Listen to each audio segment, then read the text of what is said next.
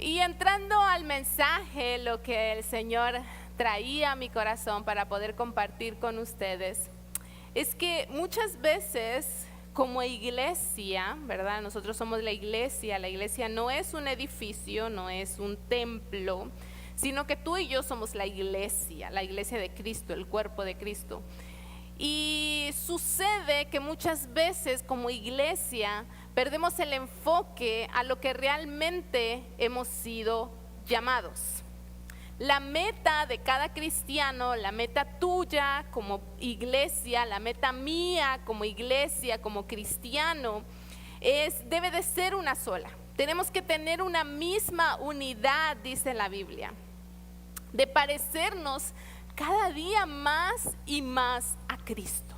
Esa debe de ser nuestra meta. Cada día levantarme cada mañana y parecerme más y más a Cristo.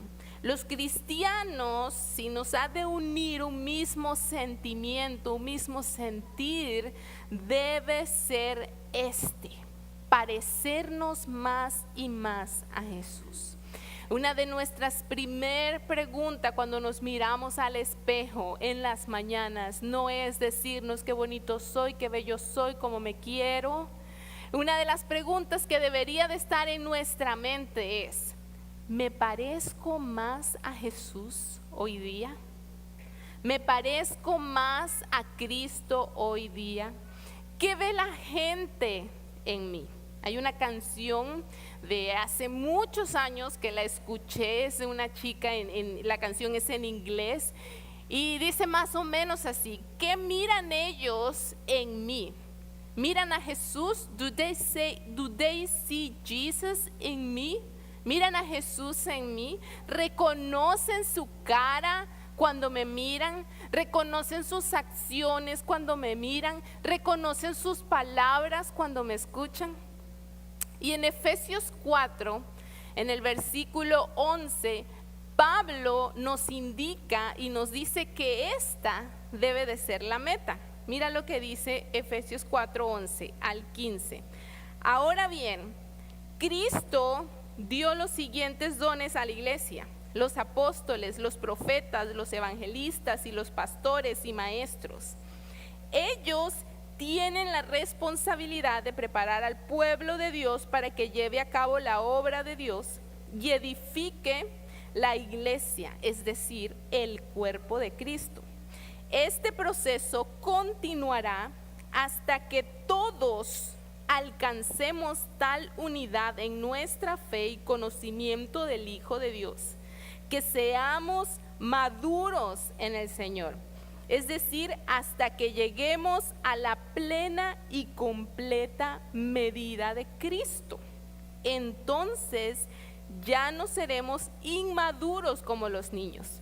No seremos arrastrados de un lado a otro ni empujados por cualquier corriente de nuevas enseñanzas.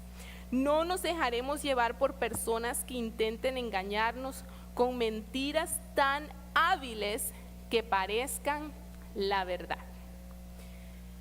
Pablo aquí nos está invitando a cada uno de nosotros a una meta, una unidad. ¿Cuál es esa unidad? Parecernos más a Cristo, parecernos más a Jesús. Pero cuando nosotros vamos pareciéndonos más a Cristo, cuando tú personalmente tomas eso como tu meta en la vida, cuando nosotros tomamos eso como nuestra meta en la vida, empieza a ver en el cristiano o en la vida del cristiano procesos, esos procesos, esas etapas que nos ayudan poco a poco a parecernos más a Él, a que la gente pueda ver y pueda decir: veo a alguien que no eres tú en ti, veo a alguien que es una persona que no eres tú, veo a alguien que ha tomado control de tu vida, y ese es Cristo Jesús. Nosotros le llamamos, la iglesia le llama santificación. En palabras simples, la santificación es una invitación a cada cristiano, es un proceso en cada cristiano, una invitación, es una respuesta a la invitación de ser transformados en Cristo. de dejarnos ser transformados por el Espíritu Santo en Cristo Jesús. Y ahora me voy a meter un poquito en lío, pero está bien, no me apedreen. La mayoría de los cristianos, ¿verdad? Y hoy el título de la prédica es El camino cuesta abajo, y ya lo vamos a ir desarrollando. Pero la mayoría de los cristianos vemos un cristianismo así, como el de la siguiente foto. Vemos un cristianismo donde yo soy el protagonista y donde yo necesito seguir, avanzar y llegar a la meta, cumplir mis deseos, a que Dios me use para mi gloria, a que Dios me use para que yo pueda obtener lo que yo quiero y para que mis deseos puedan ser realizados.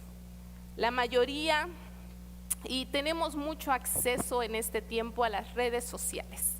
Tenemos mucho acceso a un sinfín de información.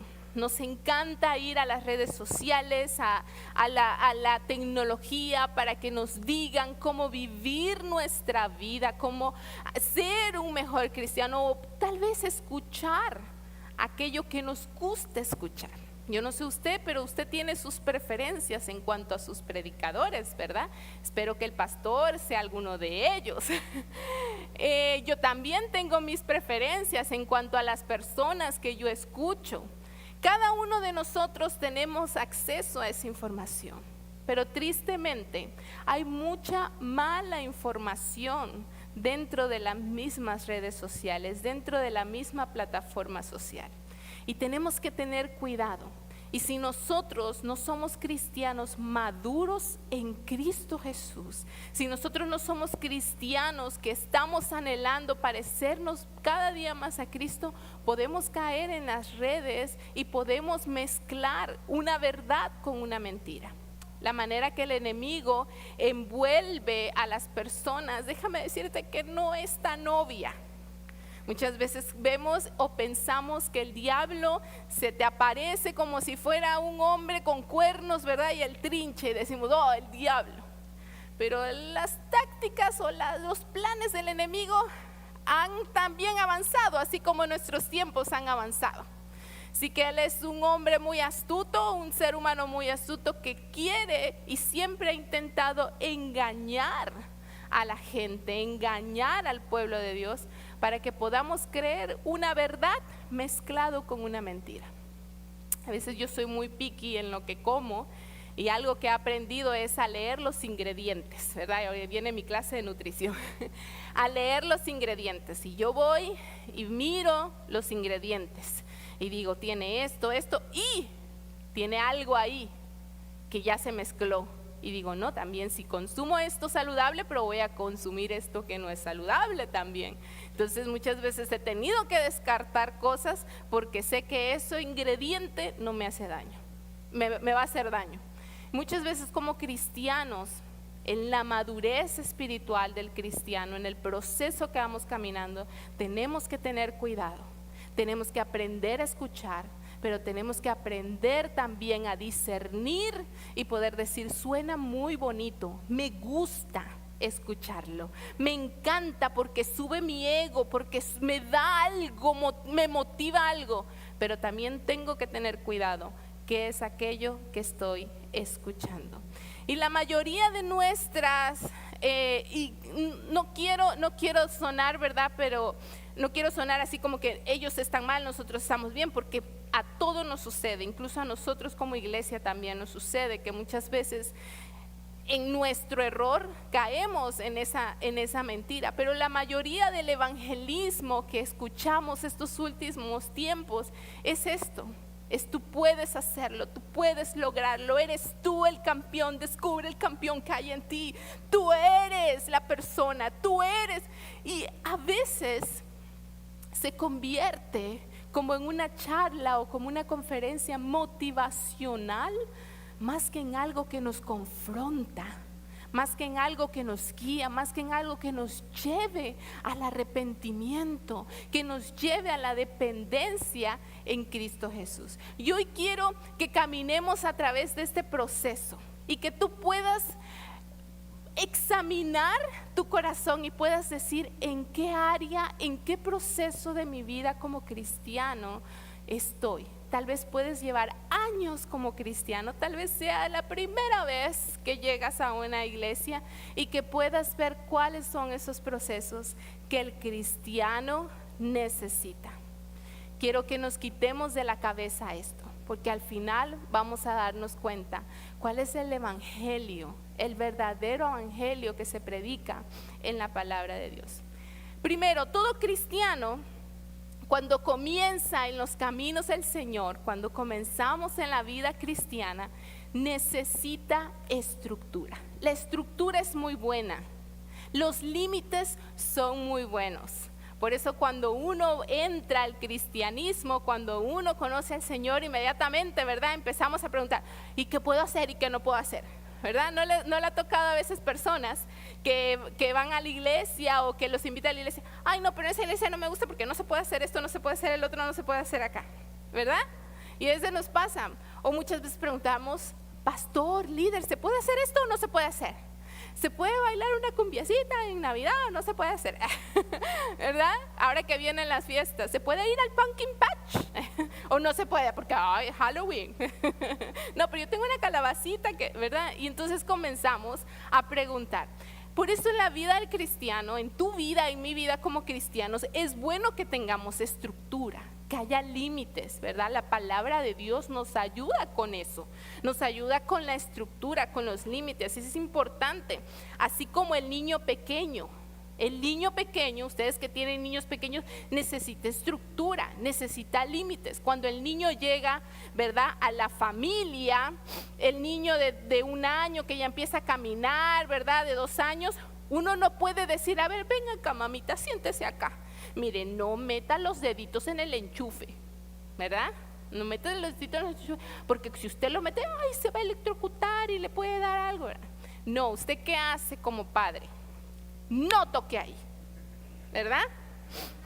No toque ahí, venga para acá, no se vaya para allá, no vaya a meter la mano en la estufa, ¿verdad? Si uno le da ahí su manazo. Bueno, algunos padres muy modernos no, pero a mí sí me daba mi manazo. Y mira lo que dice Efesios 4, ahí lo que leíamos, dice que ese proceso continuará, el proceso del cristiano, ¿verdad? De uno en su vida espiritual, continuará hasta que todos alcancen la unidad en nuestra fe y conocimiento del Hijo de Dios, que seamos maduros en el Señor. No llegamos maduros, llegamos como niños, llegamos con una mentalidad de niños. Dice el versículo 14, entonces ya no seremos inmaduros como los niños, no seremos arrastrados de un lado a otro ni empujados por cualquier corriente de nuevas enseñanzas. No nos dejaremos llevar por personas que intentan engañarnos con mentiras tan hábiles que parezcan la verdad. El niño cuando va creciendo necesita del adulto, necesita como tú, adulto, necesita que tú le marques los límites. El niño no sabe qué le va a caer mal al estómago. El niño puede agarrar una taza de cloro y bebérsela y no sabe si se va a morir. Somos adultos tratando de intentar salvarle la vida a este pequeño que está constantemente queriéndose quitar la vida. Siempre estamos así. No hagas eso, no toques acá. Siempre tenemos que darle esa estructura, ese límite a los niños, ¿verdad? Ellos no conocen el peligro, al menos que nosotros se lo indiquemos. Por eso cuando Pablo habla aquí de que en la iglesia, en el cuerpo de Cristo, hay profetas, hay maestros, hay líderes, hay gente que te enseña, te ayuda a formar esos límites, te ayuda a conocer acerca de quién es Dios, de la estructura. Cuando Dios saca al pueblo de Israel, cuando Dios lo saca de Egipto, por eso es que Dios le da mucha estructura. Si ustedes se leen en Éxodo, Levítico, Deuteronomio, usted siempre va a encontrar a Dios como ese papá. No toque aquí, no vaya para allá, tiene que adorar acá. si peca tiene que hacer esto, si hace esto tiene que hacer el otro. Siempre Dios está moldeando a su pueblo, dándole esos límites, esa estructura al pueblo de Israel. ¿Por qué? Porque este pueblo era como un niño que había estado en Egipto por años, cientos de años. Ellos no conocían las leyes, no conocían a Dios, habían escuchado hablar de Dios.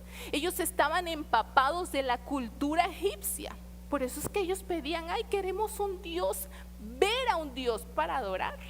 Queremos un becerro de oro para poder adorarlo. Porque en su mente, para ellos, esa era la adoración. En su mente para ellos eso era Dios. Es como un niño, eran como un niño salvaje que Dios tuvo que llevarlos en ese proceso de estructura para que ellos pudieran aprender. No sé si ustedes han visto la película de Tarzán de la selva, ¿sí? Que no sé si es la misma, que lo llevan de la selva a la ciudad y que es un desastre. Bueno, así somos tú y yo. Somos un desastre. Y por eso necesitamos la estructura. Israel era como un niño que había crecido en la selva, ¿verdad? Y Dios necesitaba enseñarles acerca de esa estructura. Por eso es las ordenanzas, por eso eran los medios que Dios le decía, así te vas a relacionar conmigo, así vas a venir a adorarme, así te vas a presentar delante de mí. Mira lo que dice, pero el quedarnos en esa estructura nos puede hacer perder de vista lo que Dios quiere hacer con nosotros. Es bueno, las estructuras son buenas, pero imagínate ya tu hijo de 20 años teniéndole que decir, hijo, no metas las manos ahí en el enchufe. Imagínate ya tu hijo de 20, 30 años que todavía vive en tu casa, teniéndole que decir, no meta lo metal, no lo meta en el microondas, porque va a explotar así, ¡pum! La estructura lleva un límite, lleva una capacidad. Pero cuando nosotros como cristianos nos mantenemos ahí, no crecemos y no avanzamos hacia lo que Dios quiere hacer con nosotros. Mira lo que dice Romanos 7:7. Ahora bien, ¿acaso sugiero que la ley de Dios es pecaminosa? De ninguna manera. De hecho, fue la ley la que me mostró mi pecado. Yo nunca hubiera sabido que codiciar es malo si la ley no dijera no codicies. Pablo lo que nos está diciendo acá es que no te quedes en la ley. La ley o la palabra de Dios o los mandamientos de Dios nos muestran lo pecaminoso que es nuestro corazón. Como el pecado, dice Pablo, el pecado que habita en mí, mi naturaleza pecaminosa, se siente tentada constantemente a hacer aquello que no quiero hacer, pero lo hago porque es lo que hay en mí. Cuando Dios mete a Adán o crea, ¿verdad?, a Adán y a Eva y los pone en el jardín, Dios le dice, de todo esto puedes comer. Pero le dio límites y le dijo, pero del árbol del bien y del mal, de este no vas a poder comer. Pero nosotros, tercos, ¿verdad? La Eva, terca la Eva. Y el Adán allá, yo creo matando moscas porque ni atención le puso dónde estaba la esposa. Pero estaba trabajando. Pero nosotros siempre queremos, cuando se hace una regla, mire, hagamos algo, ¿verdad? Póngase a pensar usted. Cuando llega a un lugar y le dicen no entrar, está la puerta y ponen un sign y dice no entre, no toque. ¿Qué es lo que empieza a ver en usted? A ver, vamos a ver. Curiosidad. ¿Cómo que me dice que no? ¿Por qué? ¿Qué habrá? ¿Verdad? Eso es lo que está diciendo Pablo, ¿verdad? La ley simplemente revela lo que hay en mi corazón. La ley es esa luz que dice, no haga esto. Me encanta ver unos programas que se llaman del aeropuerto, ¿verdad? Peligro aeropuerto, algo de alerta aeropuerto. Y dice, por cada ¿cómo es que dice? Por cada ley es como hay una tentación. Porque nosotros, yo no sé si usted ha viajado, ¿verdad? Que ha ido a su país. ¿qué es lo que nos tienta? Ay, me voy a llevar la carne. A ver, me la voy a llevar escondida. Me voy a ver estos tamales acá escondidos en ropa ahí para que no se vea. Siempre hay una tentación, siempre queremos romper las reglas. Sabemos que no podemos, pero lo hacemos. Y se ríe porque sabe que así es, ¿verdad? Lo hacemos. Entonces Pablo dice, la ley, la estructura es buena, pero también la ley te muestra, ¿verdad?, que hay algo dentro de ti que quieres hacer. Si hay algo, el cristiano necesita saber la estructura de cómo relacionarse con Dios, lo que Dios ama, lo que Dios no ama, lo que Dios odia. Dios habla en su palabra acerca de lo que Él odia. Y uno necesita conocer eso. ¿Qué es lo que Dios ama? ¿Qué es lo que Dios odia? Es la estructura, los límites. Si hay algo que me encanta de Dios, cuando en estos últimos meses he estado leyendo los primeros 5 libros de la Biblia, y hay algo que me encanta de Dios, que Dios es, cuando habla, Él habla claro. Él no se anda con vuelta. Con mi esposo a veces decimos, ay, estos americanos, porque a veces le mandan mensajes los americanos, ¿verdad? Y el americano pasan los días y le pregunta algo, ¿van a usar hoy el fellowship? Y mi esposo lo mira y dice, ni buenos días. Dile buenos días, ¿verdad? Porque el hispano es, ay, pues si no dormí contigo. El hispano es, cuando quiere ir al grano, es, hola, ¿cómo está? ¿Cómo amaneció? Amaneció bien. Ay, fíjese que estaba pensando, ¿cómo va su familia, verdad? En lugar de ir al grano. El americano no. El americano es, quiero esto, ay, al grano, lo que quiere. Nada de que buenos días, ¿cómo está? ¿Cómo amaneció? ¿Cómo le fue? Nada. Nosotros los hispanos ya somos bien vuelteros. Y cuando veo cuando veo la palabra de Dios, digo, Dios no es vueltero. Él es, esto es lo que me gusta, es lo que no me gusta. Estos son mis límites, no los pases. Él es muy directo. Esto es lo que quiero de ti, dice. Y a veces me cuesta mucho con los límites. Digo, ay, pero ¿por qué no recibo esto? Porque no sé expresarme, porque no sé comunicarme. Pero Dios no. Dios habla y nos dice. Y su palabra nos habla de la estructura, de cómo debe de ser. Esa es una base del cristiano. La palabra de Dios es como aquel espejo que nos muestra nuestro verdadero yo.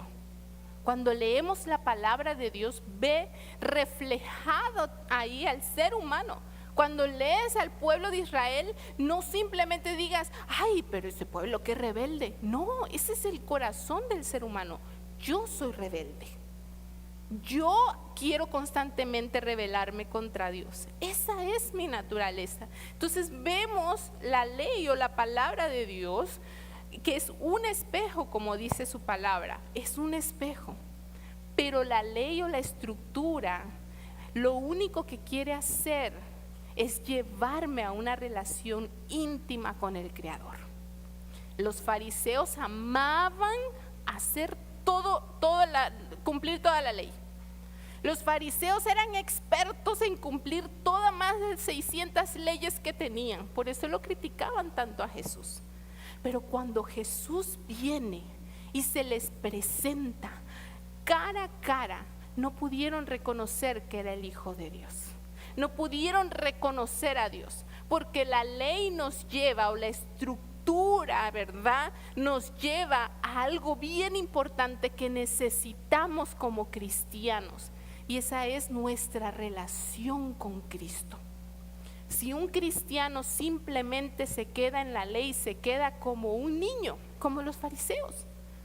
Por eso es que muchas veces cuando escuchamos, ¿verdad?, gente, o escuchamos cristianos simplemente hablar de lo que se puede o no se puede hacer, yo me pongo a pensar y yo digo, ¿tendrán una relación con Cristo? ¿Tendrán una relación cercana con Cristo? Porque el cristianismo no se trata solamente o simplemente de leyes morales. Cuando un cristiano simplemente se queda ahí como un niño y con esos límites, puedo hacer esto, puedo hacer el otro, puedo hacer allá, no crece en su relación con Cristo.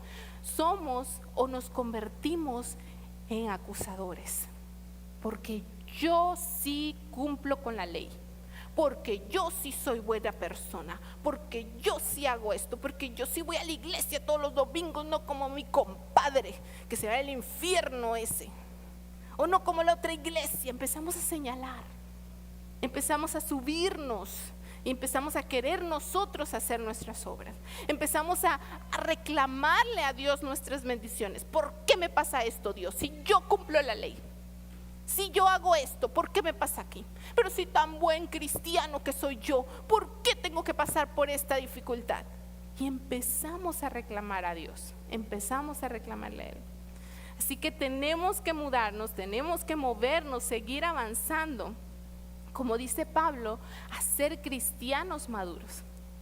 Y dice Gálatas 3:24, dicho de otra manera, la ley fue nuestra tutora hasta que vino Cristo, nos protege hasta que se nos declara justos ante Dios por medio de la fe. Y es ahí donde sigue el proceso. ¿Necesitamos la estructura? Claro que sí. ¿Necesitamos nosotros conocer la ley de Dios, los mandamientos? Claro que sí.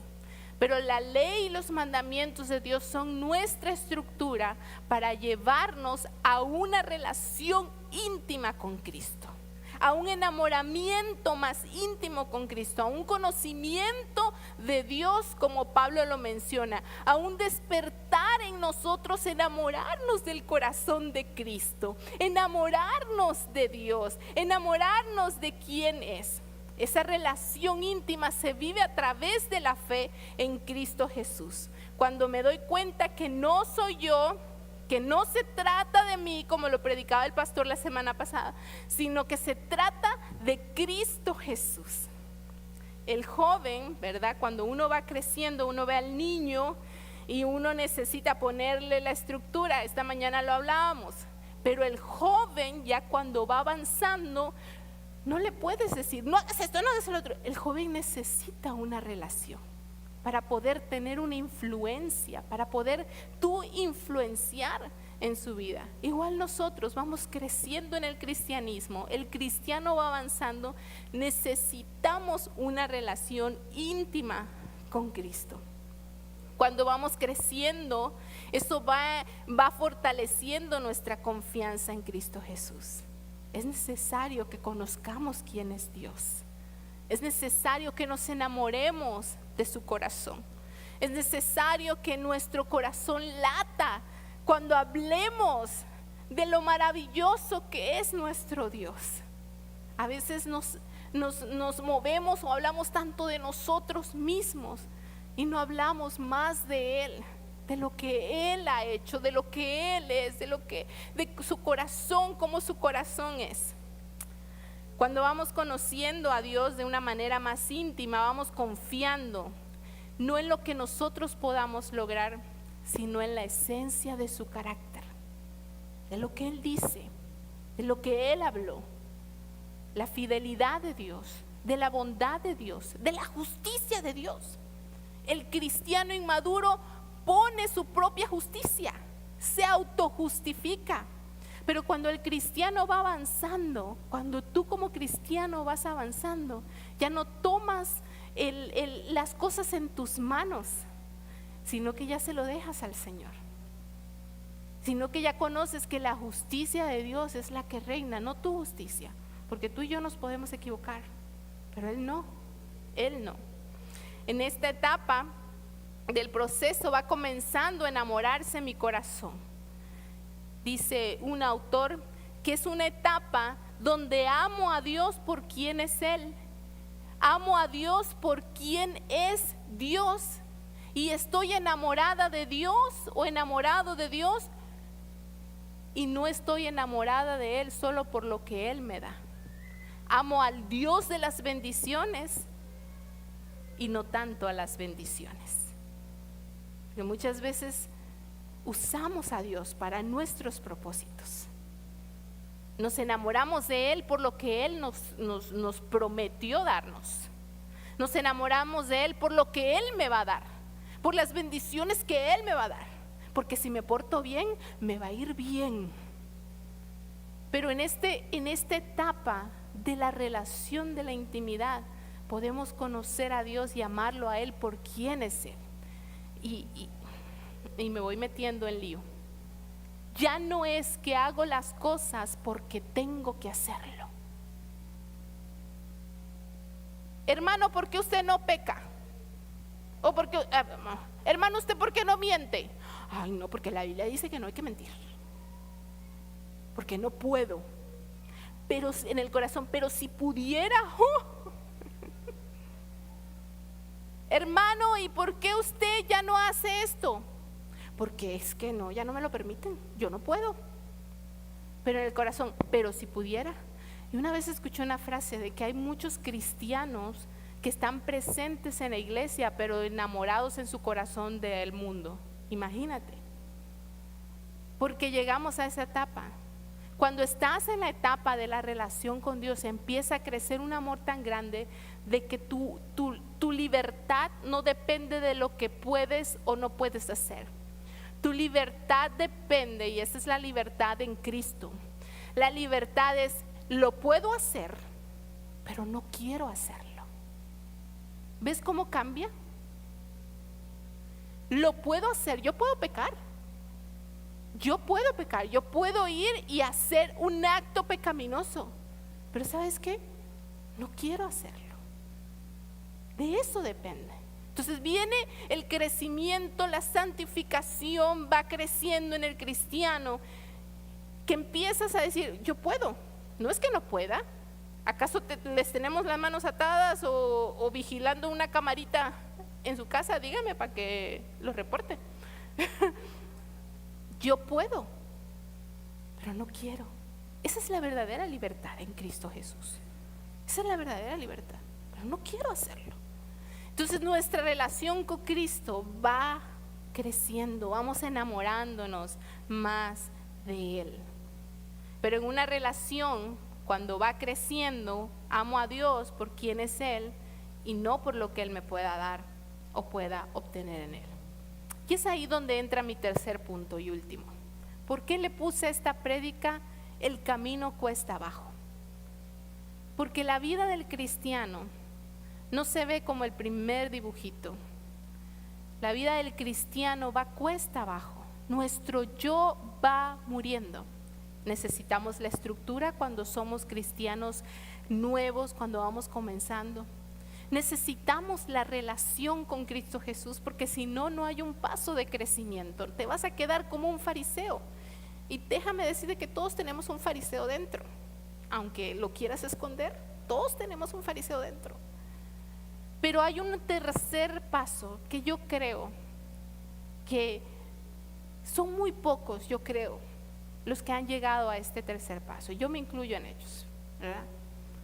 Que es el morir al yo.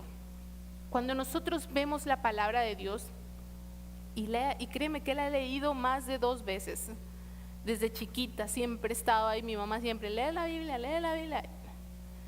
Nunca veo un pasaje en la palabra que no nos lleve al morir a nosotros. Toda la Biblia y todo el Evangelio se trata de tu condición pecaminosa y que necesitamos un Salvador. Por eso Cristo vino. Si nosotros hubiéramos sido perfectos y no necesitáramos un Salvador, Cristo no hubiera venido. Hubiera dicho, muy bien, lo están haciendo bien, muy bien, pueden llegar al Padre. Pero no. Mi condición pecaminosa constantemente me aleja o me alejó de Dios. Por eso Cristo tuvo que venir a rescatarnos como esos niños salvajes, a decir, así es. Pero necesitamos una relación. Morir al yo. Mira lo que dice Gálatas 2:20. Mi antiguo yo ha sido crucificado con Cristo. Ya no vivo yo, sino que Cristo vive en mí. Así que vivo en este cuerpo terrenal confiando en el Hijo de Dios, quien me amó y se entregó a sí mismo por mí. Escucha, no es un evangelio que a todos nos gusta. Tú escuchas un evangelio de que tú puedes, tú lo vas a lograr, Dios te va a dar todo lo que tú quieres. Y hoy, lleno. Pero si yo te digo que el evangelio es morir al yo, morir a tus deseos, morir a tus metas, déjame decirte que vas a salir agüitado, como decimos en México, de este lugar. Pero esto no se queda ahí. Cuando nosotros llegamos y vamos en ese proceso de madurez, la negación total a nosotros mismos, la negación total al yo, significa una rendición y renuncia total a mí. La Biblia constantemente nos lleva y nos dice: tú, ser humano, necesitas ser salvado de ti mismo. Jesús lo dijo de esta manera: el que quiera seguirme y el que quiera ser mi discípulo tiene que tomar su cruz, negarse a sí mismo y seguirme. Eso es el evangelio. Constantemente necesitamos de Él, necesitamos morir al yo. Después de mi relación con Cristo, hay un tercer paso y ese es el más difícil. Esta es la parte más difícil, porque nosotros como seres humanos pensamos que al rebajarnos nosotros, que al bajarnos nosotros, que al perdernos nosotros, estamos perdiendo, no estamos ganando. Pero Cristo dice: el que quiera salvar su vida, la perderá.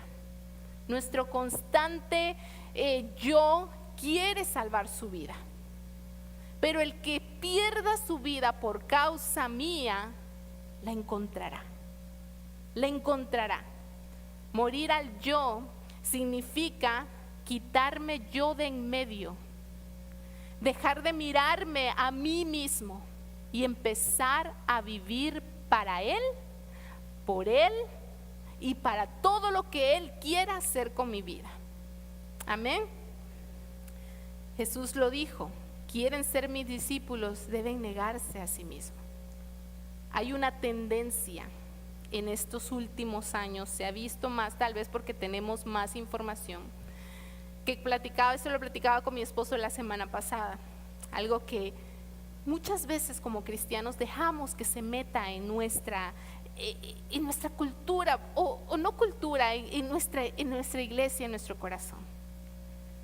Y aquí voy a tocar algunos puntos fuertes, ¿verdad? Si no está de acuerdo, no se preocupe, después le regresamos la ofrenda, no hay problema. Nosotros pensamos muchas veces y decimos, ¿verdad? Es que necesito amarme a mí misma. Necesito yo valorarme. Necesito yo amarme para poder amar a otra persona. Y mira lo que dice la palabra de Dios, ¿verdad?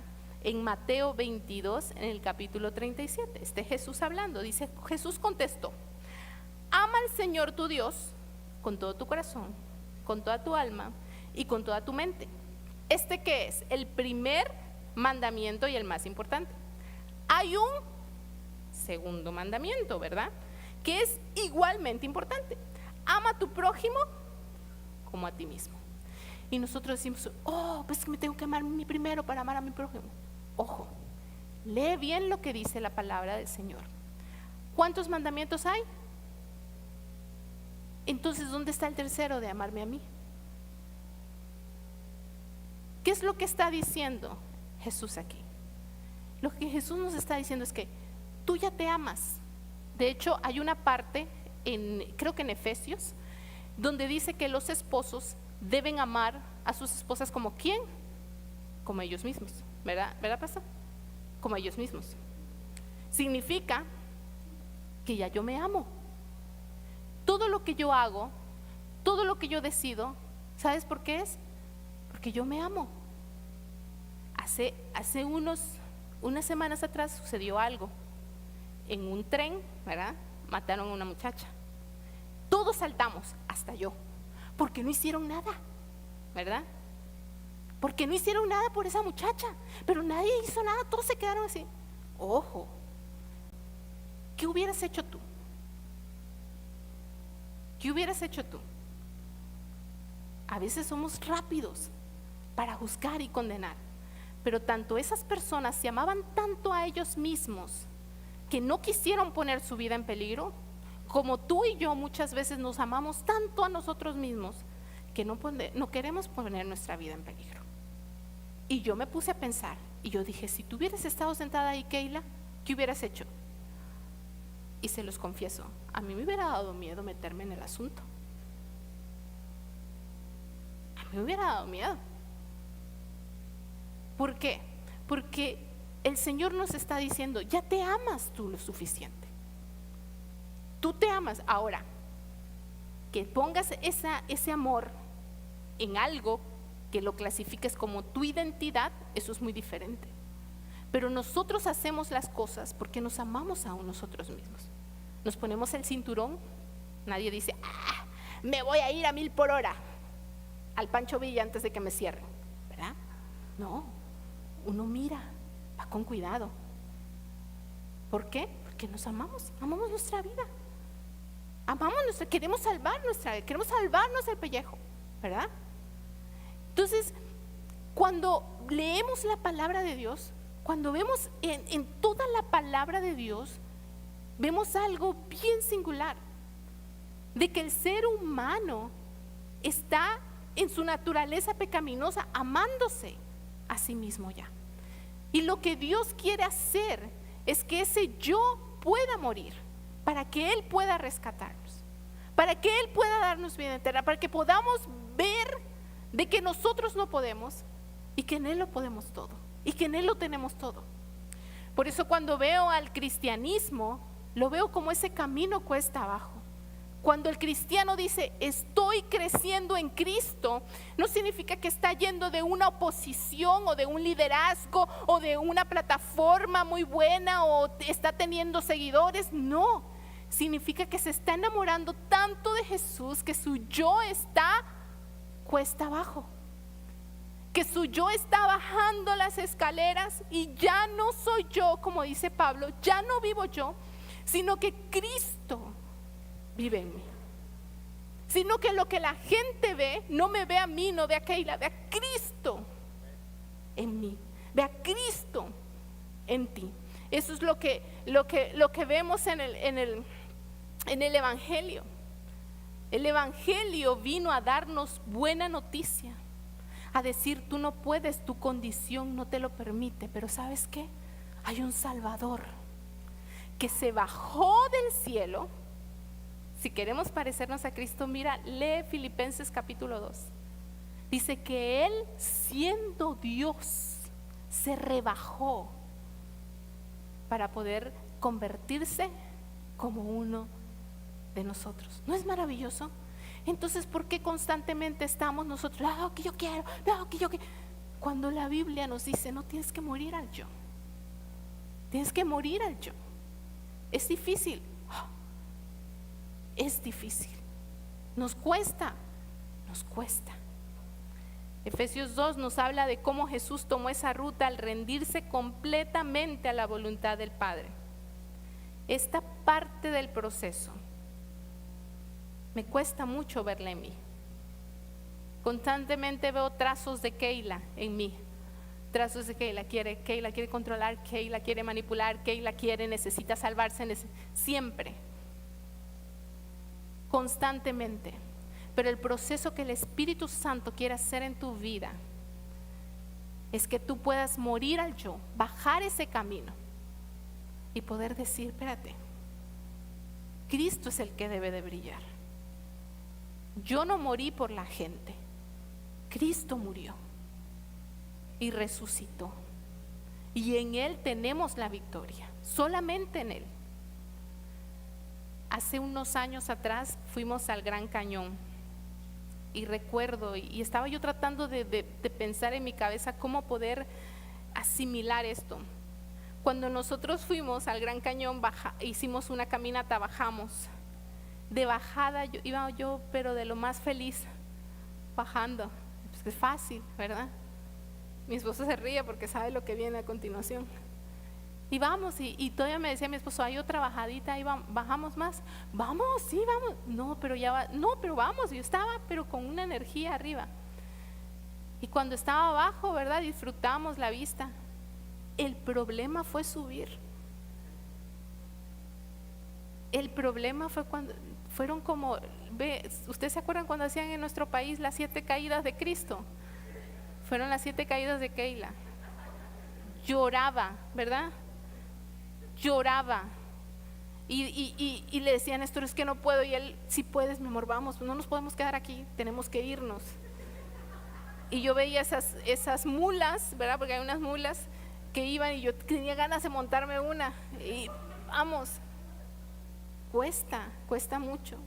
Pero luego me puse a pensar y dije, tal vez para nosotros el no saber lo que hay ahí abajo o sentirnos como que estamos perdidos ahí abajo, quizás se mira fácil, pero cuesta más. Y Jesús nos dice, mi carga es ligera, mi yugo es fácil, mi carga es ligera. Cuando una vez que nosotros nos aventamos y decimos, ¿sabes qué, Señor? Todo es tuyo, todo te pertenece a ti, toda mi vida te pertenece a ti. Aún las enfermedades, aún la aflicción, cuando venga a tocar tu puerta, tú vas a decir, Señor, yo soy un vaso que tú puedes usar como tú quieras. Si tú permites esto, Señor, aquí estoy, úsame, haz lo que quieras de mí. Cantábamos hace un momento, te amo más que a mi vida, pero a veces agarramos nuestra vida y ay no, yo te amo más que a mi vida, pero no la suelto. Y Jesús dice, tienes que morir al yo, tienes que morir a ti, para que puedas verme realmente. Quiero que te pongas de pie. Hay una foto. Así es como veo la vida del cristiano, el proceso de santificación.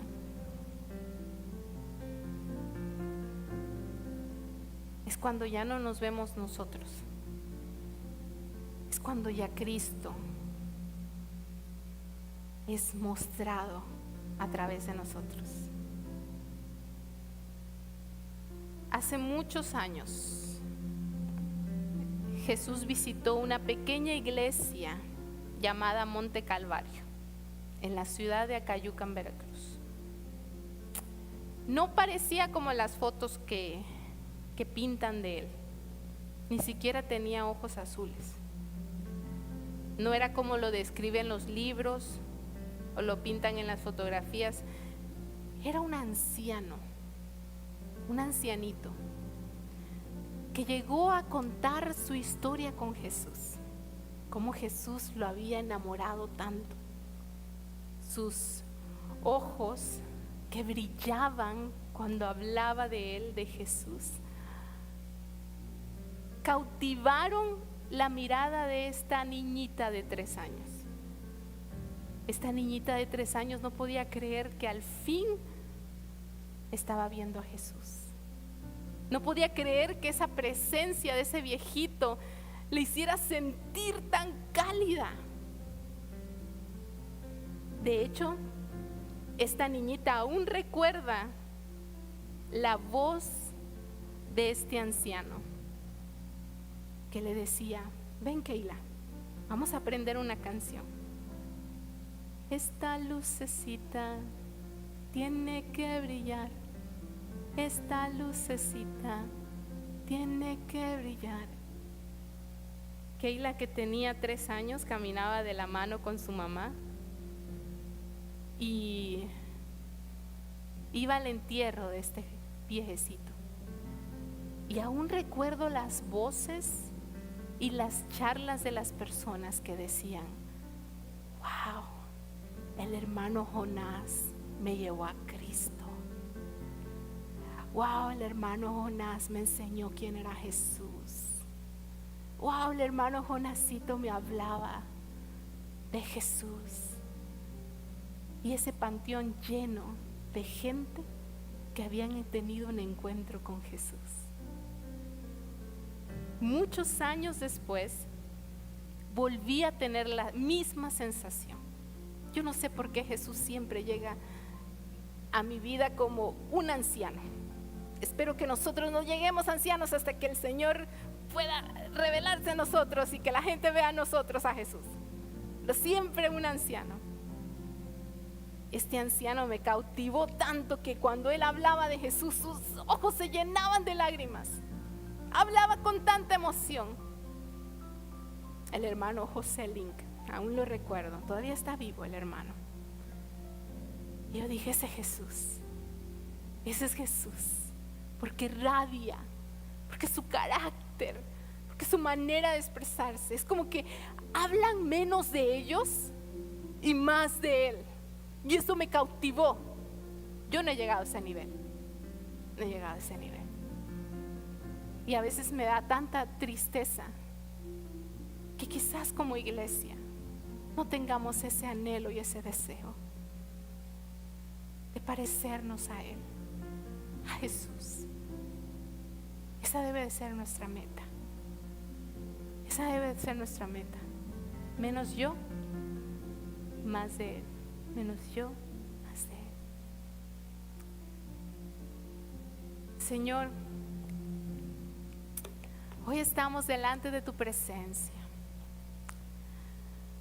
Hemos aprendido a través de tu palabra el mensaje tan hermoso, Señor. Y a veces como iglesia, como cristianos nos perdemos en tantas cosas que alimentan nuestro yo, nuestro ego. Quizás, Señor, el evangelio de morir al yo no sea un evangelio muy predicado, muy popular. Pero aquí en esta pequeña iglesia, en Winston-Salem, en Carolina del Norte, oh Espíritu Santo, yo te pido que cuando llegue el momento la gente pueda decir, oh, me encontré con Jesús en una ciudad pequeña. En una ciudad pequeña me encontré con Jesús en el trabajo. Me encontré con Jesús en el restaurante. Oh Señor, muchos de nosotros vamos a salir hoy día de este lugar y vamos a ir quizás a ciertos lugares y alguien nos va a venir y nos va a atender. Qué hermoso, Señor, que esas personas puedan decir, no sé qué pasa aquí, pero siento como que esa mirada me cautiva, hace que mi corazón tiemble. Me encontré con Jesús sentado en la mesa. Me encontré con Jesús manejando un troque. Me encontré con Jesús conduciendo. Me encontré con Jesús manejando un carrito en el supermercado. Me encontré con Jesús reparando mi casa. Me encontré con Jesús. Señor, aquí estamos.